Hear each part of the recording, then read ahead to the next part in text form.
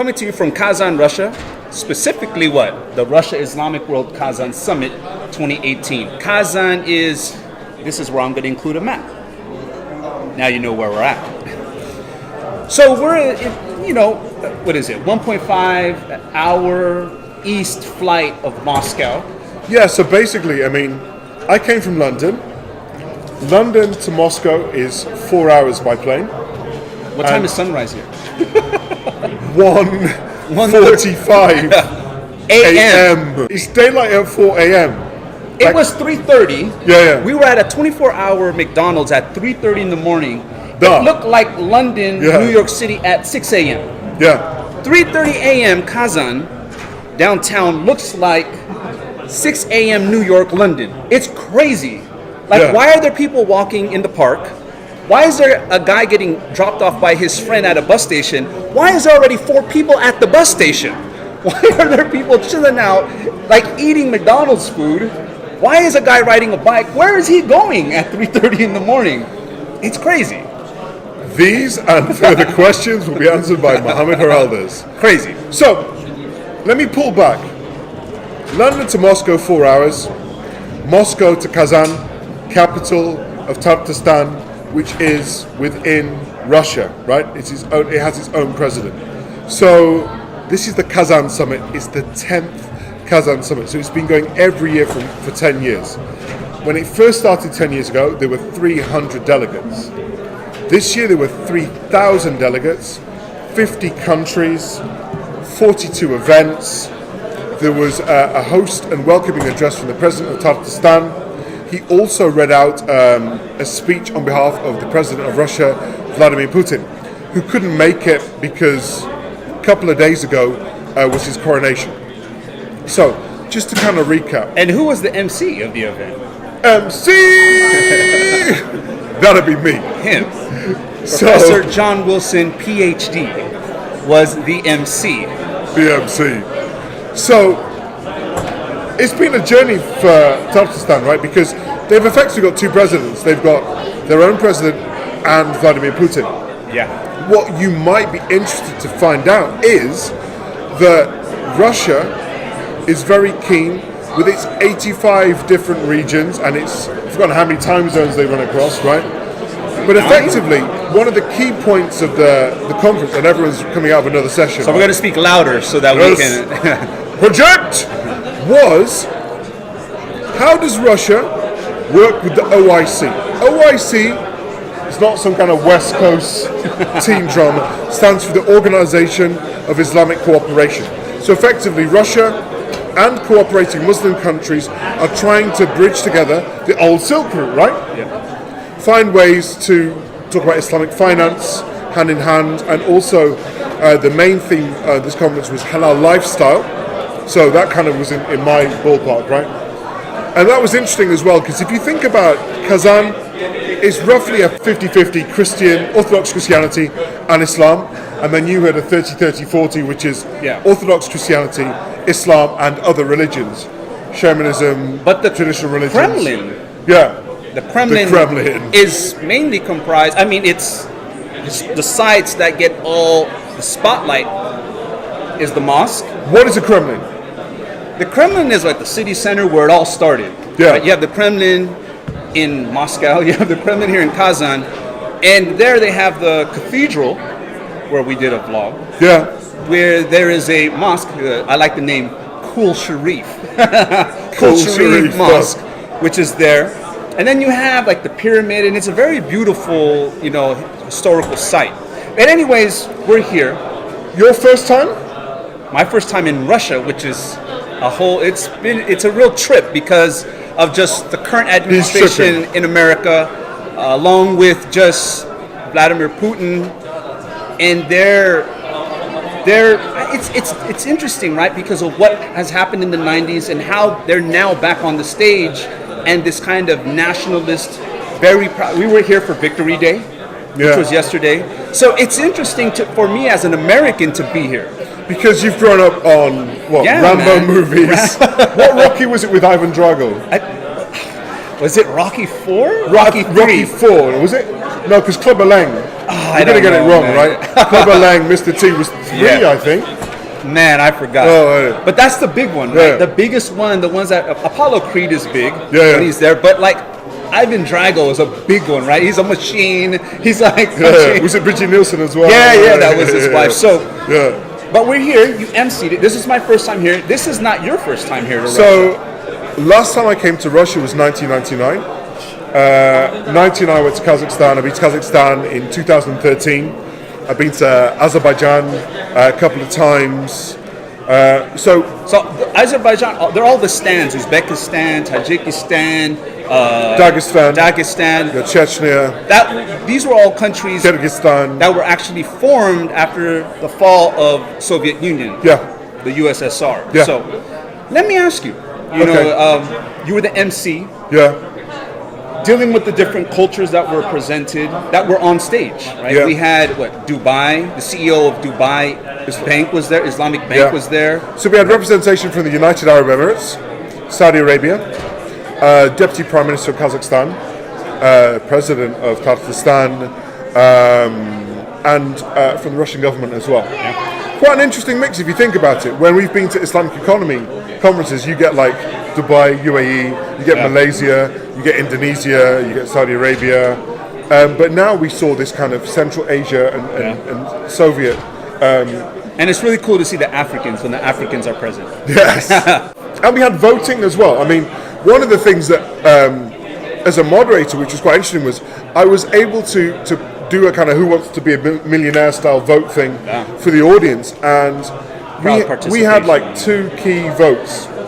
One of which was, okay, we know that in terms of halal meat and money, Islamic finance and halal food are kind of old news. They're established. But what's the next big thing? Yeah. Now, That was a obviously good we've only got a few thousand people and we don't know where they're from. Could be male, female, whatever it is. But I put forward things like healthcare, and medical tourism, traditional kind of like holiday tourism, modest fashion, cosmetics, and corporate and social responsibility. Now, my gut would have said modest fashion would have got a lot of votes. More than I thought. Yeah, I thought It got under more. 10%. Yeah, it was. Yeah. Halal tourism got the most votes. Yeah. And then CSR got the next rung of votes. And I think that says kind of very clearly that people want a kind of an ethical standpoint demonstrated through corporate and social responsibility within this halal ecosystem. Because people always talk about kind of, as I joke, like, how you kill an animal, but what do you do for society? How do you bring people on? How do you embed yourself in the community? And so we had a UNESCO attaché who was also talking about the importance of intercultural dialogue. Yeah.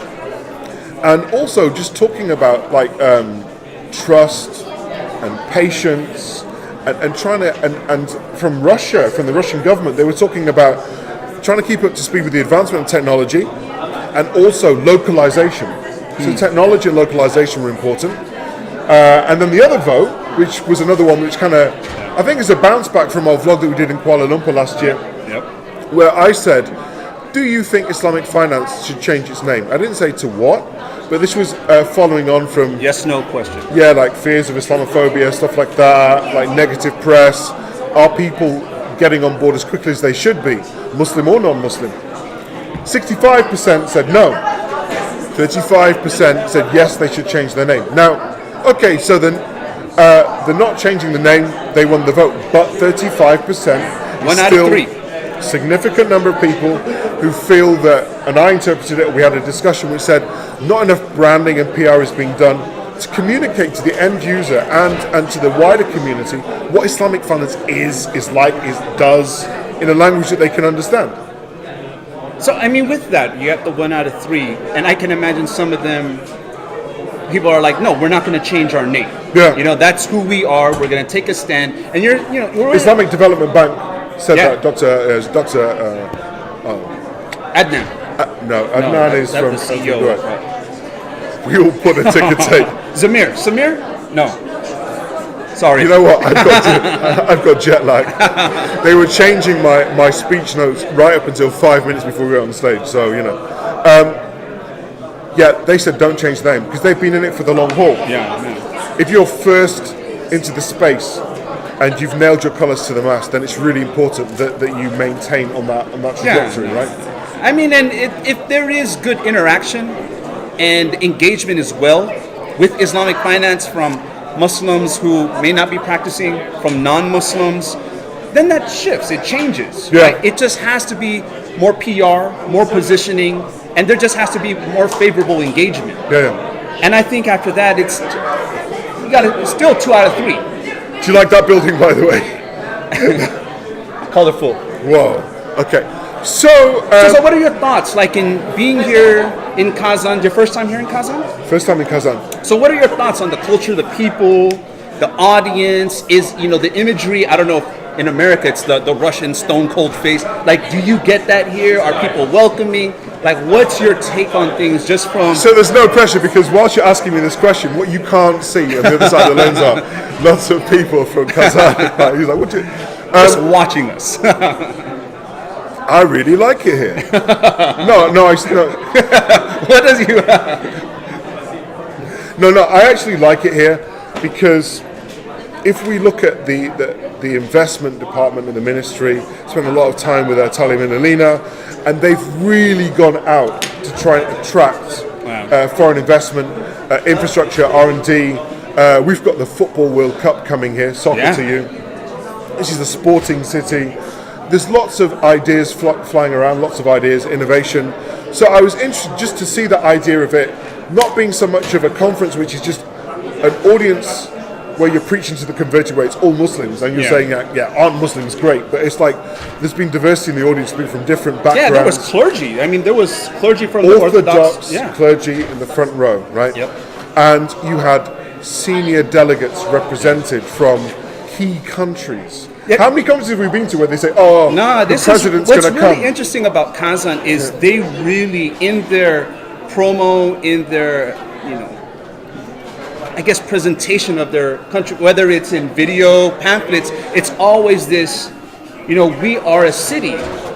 We are a group of people. We are a region and that going really places. Prides itself on how Christians, Muslims, and others get along well. And what's interesting is that speaking to some people in Kazan, what I took from it was the one point that, look, people talk about diversity, but what's really interesting about Kazan is that the Russians, who are typically Orthodox, Christian, and the Tartars, who are ethnically Tartar, but they're typically Muslim, is that they actually intermarry. So you can talk about diversity, but here in Kazan, we actually marry each other. Christians are marrying Muslims, Muslims are others. So we want to celebrate our diversity, and they always present it. And wait, I also want to touch back to a point. I'm sorry. I just want to ask, you can't see the word. If I say Islamic in Russian, is it Islamski? That was cool. Islamski. But you also have, Islamski. You have your book. You had a press conference for your book release. Yeah, they printed off a banner. September 2018. Yeah. Talk about that. Like a little bit about it if you'd like to, if not. We can do another vlog on it, but I think it was good that I was able to have a press conference talking about the new release of my book, Halal Branding, halalbranding.com. Go and check it out. And people were genuinely interested in what's in the book. And I'm happy because when we were designing the cover, the team at the firm, I had this vision of it being like a kind of Soviet Lazitsky geometric art style mixed with newspaper print. When you see the cover, you see what I mean. And then I come, and it fits right into this part of the world. And you look at the Football World Cup poster, and it's very similar. And I'm like, because for me, there's a large community of people here that aren't being spoken about, right? So I was very clear about explaining that my book is for any type of person, regardless of their religious observance or denomination. It's designed for business people to show them how to make money. It's not a Sharia handbook, right? And it was interesting that people were asking all sorts of questions like, okay, my own personal journey, my industry experience, academic experience. And we even spoke about the book that you're doing that's coming out at the end of the year. And it was, through money. It was really interesting. I guess the other thing as well is that we underestimate the standard of English language here. It's good. It is, But there are a lot of people also that don't speak English. No, but I mean, but Because we've been to other countries where we can go through the bazaar and we can talk to everyone. The bazaar here, it's like, do you speak Tartar? No. Do you speak Russian? No. And it's like we look at each other. yeah, but here's the thing, right? When you go to Malaysia, it's a former British colony. No, but you're talking about like the level of English. I don't think that. I don't think what you think. I actually think like, man, Okay, there is. but relative to the size of this country, yeah, and the size of Russia, and the amount of travel that some people have done, where when you speak to a lot of people that have great English accents, Yeah. and you say, "Have you been to the UK?" and they say, "No, yet," or Yeah. something, right? Yeah. So think about it, like their understanding of our culture and engagement is massive, because I noticed that in Iran as well. There are people that have never left Iran that can speak perfect English through their consumption of culture and media, television, YouTube, films, albums, songs. Yeah. It's immense. So, Okay. being here, right? And you haven't really told me what you thought, like the imagery, the different stereotypes that you have coming here. Are some confirmed? Your take on the culture, the music, the food. Do you know what? It's hard for me because my kind of path of discovery started back in '99 when I came to Central Asia before I became a Muslim. So my mind was blown back in 1999, right? And kind of like just thinking about Literally, it was blown back because he was doing Literally some smashed. wild stuff. And I guess you're on that discovery now, right? So because you've not engaged in this Yeah, part, you're it's like- when I say people are tall, people are No, like people are tall here. People are big. No, you have to think from in the south is Dagestan, where Khabib the Eagle's from, right? Khabib, Right. who UFC champion, he's from Dagestan. Yeah. Right. So these are like rough and tough people. yeah. So to me, like I'm trying to lead you to an answer. I do get this stoicism on their face. They really don't smile. They really don't show their feelings that much compared to other regions. We go to Southeast Asia, everyone's giggling, smiling. Hey, take selfie, like very engaging. Yeah, I know. But people take selfies here too. Not as much as Southeast No, Asia. it's changed. Not as much. No, I think that The smartphones reason have why is changed. because in Southeast Asia, no one has ever said, "Hey, can you take a picture of us?" Nah, they all automatically go for the selfie. Okay, but then Russia is like the capital of extreme selfies. I Do don't you know how I many? don't know. Do you know how many fatalities occur through extreme selfie taking? A lot. The government had to issue an advertising campaign. Wow. Saying stop, like I mean, extreme selfies, like side of a cliff, Interesting. gun to the head, all that kind of stuff. Interesting. Yeah, Interesting. yeah. Okay, so I want to ask you a question. Okay. If you were speaking at this conference, what would you like to talk about? What would I talk about? What message would you give to this audience? Dealing with this audience, it's interesting because halal lifestyle. Yeah. One of the thoughts that I think about Islamic finance, and there was a point that like brought up another point that, for example, if an area wants to tap into Islamic finance, you've got to make the first step. Meaning, if you want the countries from the Khalij, Southeast Asia money, you want to tap in. If you're from Canada, Paraguay, India, and you want in on the Islamic finance market, Yeah. you've got to put in first. Okay. Luxembourg has done it. Yeah. England has done it. Great Britain, Hong Kong, South Africa, they've done that. Yeah. And in return, Dubai, Qatar, Saudi have put their money in there. So it's interesting because when I think of business, it's like if the Chinese have a philosophy, which we actually covered all we've taken pictures. all these pictures. Give before you take. Okay. So my thing is like in terms of presenting to the world what we have and going into other cultures.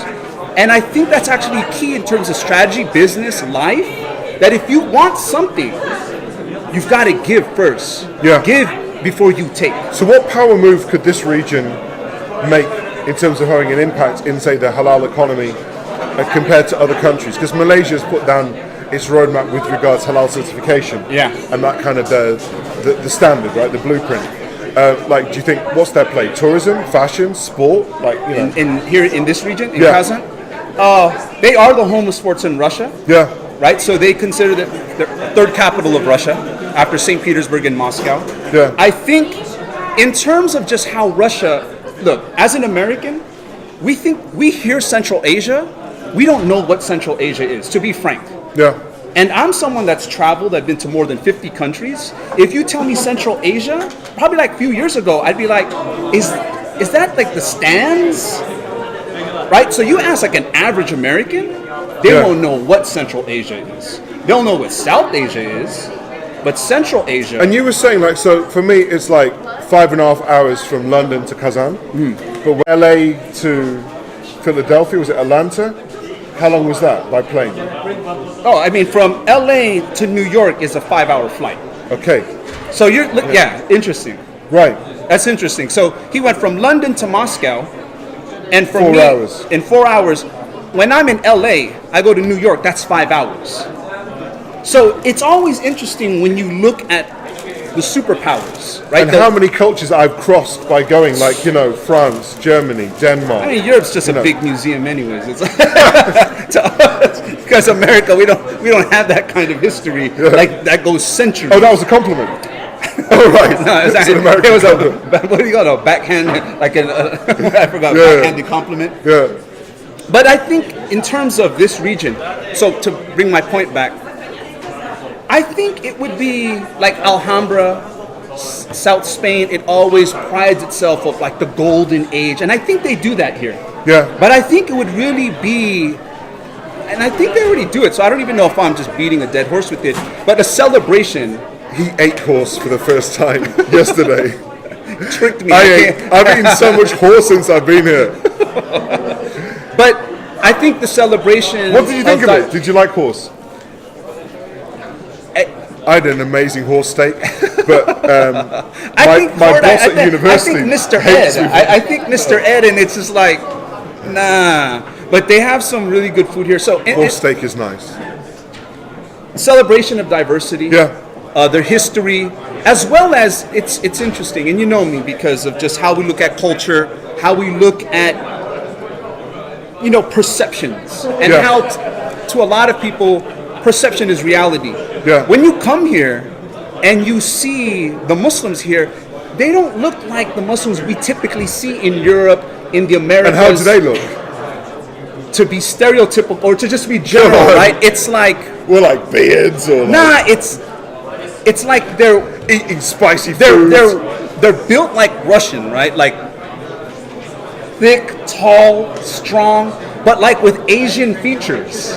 And we all know that because once I said that, now you got these pictures of people you've met from these countries. But yeah, it's like I come here and it's like a whole city. So when I was in Belarus, I saw a bunch of them at the airport, and they were all looking at me like, "You look like us, but you don't look like." You look like us, but you're like not but why do you tall enough or built enough. Yeah, no, the women are like my height, so it's like, what makes you think you're so cool with your pocket square? Like, why are you walking around with a sports jacket on? Yeah. But in terms of the food, what do you think of the food here besides the horse steak? It's interesting because it's like it reminds me in some respects of British food because it's quite heavy. They love mashed potatoes, and then the comfort food. Yeah, like mashed potatoes inside of pasta shells. It looked like a taco. And they have like these triangular pies that I forgot the name of them, but they're like Cornish pasties basically. Yeah, It's got like meat inside and vegetables and pepper. Sorry? Ishmishmak. There you go. And chak, of course. And chak. Chak. And because I joked, I said we had caviar, chak, and a chak, right? No, I like the food. There's like a lot of interesting textures which are European, but they're not European. Like it's like there's like elements of the Mediterranean, of North African, with like some of the soups and everything, like the shorba. They call it shorba, and then there's a dish in Farsi in Iran. It's manto, and they have something which is similar. So there's a lot of different dishes coming from like Persian cuisine, North African, Mediterranean, and then also kind of West European. I like it. Oh, and the soup, chicken noodle soup. These handmade noodles, right? Yeah. I think the presentation of like what they have to offer, because when you think of the Muslim world, to be frank, we don't think of this part. Like it just No. happens to be like we think, to be honest, North Africa. Yeah. We think West Africa to a certain extent, East Yeah. Africa to a certain extent. Of course, the Arabian Peninsula, Yeah. up to Syria, Turkey, and then Asia, South Asia, Yeah. Iran, Southeast Asia. But you don't think China, which has a lot of Muslims. You don't think this region, Kazan, Dagestan, Azerbaijan, Kazakhstan. You just don't think of Islam. Kazan, not to be disrespectful, but I didn't know Kazan until probably 2 years ago. Okay. I just didn't, even though it's considered to be the third capital of Russia. So in terms of what they have to offer, I think it's a very unique perspective because we've just never seen it. Yeah. And I can imagine that now in the age of Instagram and selfies and hashtag bless, hashtag my life's better than yours, hashtag I travel more than you, this is actually a new frontier for people. Yeah. It has something to offer that I haven't seen in other countries, the food, as well as just the level of understanding between Yeah. the cultures, the faiths. It's on the level of like our probably personal lives because Yeah. we were Christian, so we know Christianity in and out. Yeah. And then we became Muslim and lived in Muslim countries, have Muslim friends, have Muslim families. Here, it's the same kind of deal. Yeah, we're having similar conversations. It's surprisingly easy to fit in Yeah, because people have had that cultural exposure, multicultural, multi-faith, maybe an element of being the underdog, right? People don't Yeah. quite know much about you, so you're a lot more culturally aware and sensitive. It's different than, for example, praying in the middle of Hyde Park or in the middle, like near, Trafalgar Square. Yeah. People will be like, oh, that's a Muslim. And they'll think about it. But here, it's like because they're the intermarrying, the centuries of just really being with each other. Yeah. Because you can talk a good game, but once you're marrying your children off to other people, Yeah. it's all become family. So, for example, even though it's not a predominantly Muslim area or region, it's half and half at best. If you were to make prayer out in public, it really is nothing. Like, he's just praying. Yeah. Whether you're shaman, Zoroastrian, Christian, it's like, oh, he's just praying. They've really you've fallen in love with this part of the world. Because, I know it's weird, but it's the whole Rambo, Ivan Drago. You've got to go back to your backyard and they're going to be like... So it is. And then, to be driving in the streets here and to be thinking man, as an American, I'm in Russia. I know. And to be we were talking about this, every one of our friends, people are commenting, you're in Russia? What are you doing in Russia? It's weird because it's more than for an American than being in Cuba. It's it's just I don't know, it's not no man's land, but it's the land of no return. How did you go there? That's why would you go there? Yeah. So it's really cool, and I've actually really taken to this area. Any final comments, any ideas, thoughts? You're probably going to be here. He's probably going to be here again next year. We'll be again here next year for meetings, all that. But they love this guy. This guy is taking selfies with everyone. Everyone is telling him, "Oh my God, can I take a picture with you? Oh my God, you look like so and so." It's the novelty of the hair, right? It's the novelty of the hair. Black man. Black Russian. But Do you know what a Black Russian is? that's a drink, right? So I hear. Anyway, thank you so much for tuning in. We'll see you again. We'll probably do some more vlogs from here. Coming to you from Kazan Summit 2018. Take care and be awesome. Peace.